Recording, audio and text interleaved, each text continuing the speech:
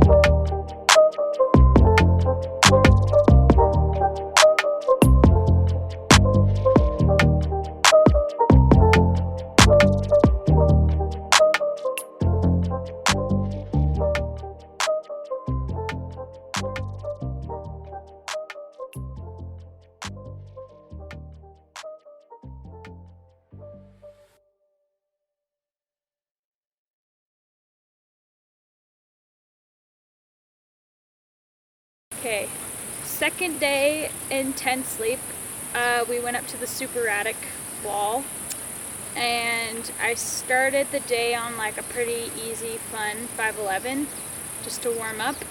And then after that, I tried this 12D on it's like crimp mono, and I just wasn't psyched. It was not a good warm up, so I lowered off at the crimp mono, decided not to try that. Route, but I was deceived. It was like heinous crimps, just like quarter pad crimps, and then at like the third bolt you get this awful mono that you just have to crank on. Like the feet suck, you're on pretty bad holds coming into it, and you do a very, very hard boulder problem for 12D. I kind of just sketched my way through that one. Not a great warm up, got pretty pumped. And then that took me over to Skwish Mitten, this 13B, that pretty bouldery. It really only comes down to like 5 moves.